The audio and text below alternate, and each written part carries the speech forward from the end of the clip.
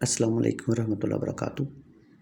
آج میں بواسیر خونی اور بادی کے بارے میں بتانے جا رہا ہوں، اور اس کا حل انشاءاللہ اللہ کے کلام سے مکمل انسان ٹھیک ہو جاتا ہے۔ تو جس مریض کو اس کو چاہیے کہ 2 رکعت نماز نفل قضائے حاجت بندگی اللہ تعالیٰ دی مدو خانہ کا اللہ اکبر یہ نفل ادا کرے۔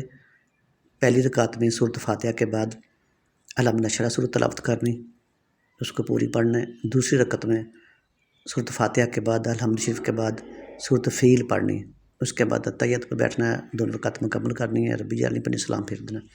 تو سلام پھیرنے کے بعد 70 مرتبہ پڑھنا ہے استغفر اللہ ربی من کلی ذنب و اتوب الیہ سبحان اللہ و بحمدہ۔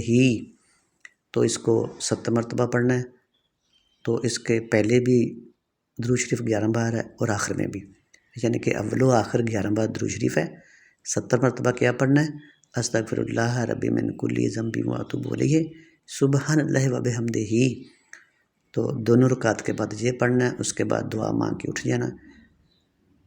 یہ کام روزانہ کرنا، 3 دن کے بعد افاقہ شروع ہو جائے گا انشاءاللہ۔ اللہ حافظ۔